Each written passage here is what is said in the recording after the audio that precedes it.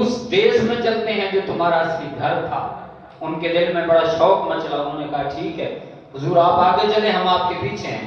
آپ نے فرمایا نہیں، اب اللہ کا حکم ہے کہ تم نے اس قوم کے ساتھ جنگ کرنی ہے۔ جب جنگ کا لفظ انہوں نے سنا، انہوں نے کہا ہم تو نہیں آئیں گے۔ آپ نے فرمایا کیوں؟ کہتے ہیں ہمیں ڈر لگتا ہے۔ آپ نے فرمایا جنگ کرنا تمہارا کام ہے، فتح اللہ تعالیٰ عطا فرما دے گا۔ اب قرآن کہتا ہے وہ آگے سے کہنے لگے انت و ربک فقاتلا انا ہاہنا قاعدون، اے موسیٰ تم بھی لڑو اور تیرا رب بھی لڑے، ہم یہاں دیکھیں گے آپ کیسے لڑتے ہو۔ اللہ تعالیٰ نے فرمایا یہ ایسی بدبخت قوم ہے جن کو ہم نے یہ ساری شانیں عطا کی، لیکن اس کے باوجود یہ لوگ اس وقت بھی ایسی ڈھٹائی کا مظاہرہ کر رہے ہیں کہ اپنی شان کو سمجھ نہیں رہے۔ پھر حضرت موسیٰ علیہ السلام نے عرض کی کہ مولا یہ قوم نہیں سمجھنے والی۔ آپ نے جب یہ گزارش پیش کی، اللہ تعالیٰ نے فرمایا اب ان کو ایک احاطے کے اندر چھوڑ دو جس کے آس پاس جو ہے نا ایک فصیل ہو، دیوار ہو۔ جب وہ وہاں پر جاتے ہیں، اللہ نے پھر سب کو جو ہے تقریباً 10 لاکھ بندے کو وہاں بندر بنا دیا۔ کچھ بندر بن گئے، کچھ سور بن گئے۔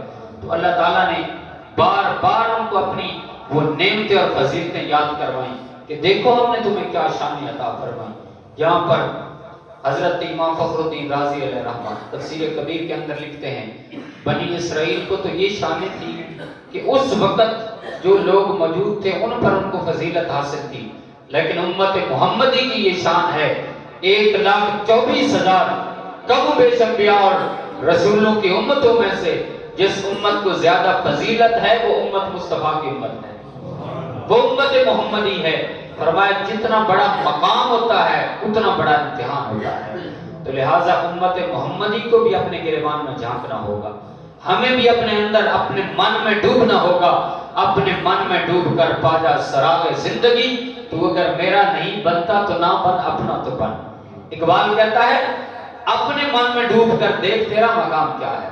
بنی اسرائیل تو پیچھے رہ جاتی ہے، اللہ نے امت محمدی کو وہ مقام عطا کیا۔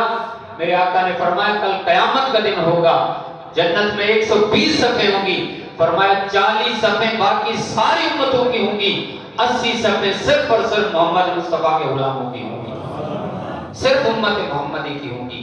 اسی لیے آج ہمارا بھی فرض بنتا ہے کہ اللہ نے ہمیں جو مقام اور مرتبہ عطا کیا ہے، ساری امتوں کا سردار بنایا ہے، تو آج ہمیں بھی اپنی ذمہ داریوں کو نبھانا چاہیے، مصطفیٰ کریم کے راستے پر چل کر کے اپنی منزل مقصود کو حاصل کرنا چاہیے۔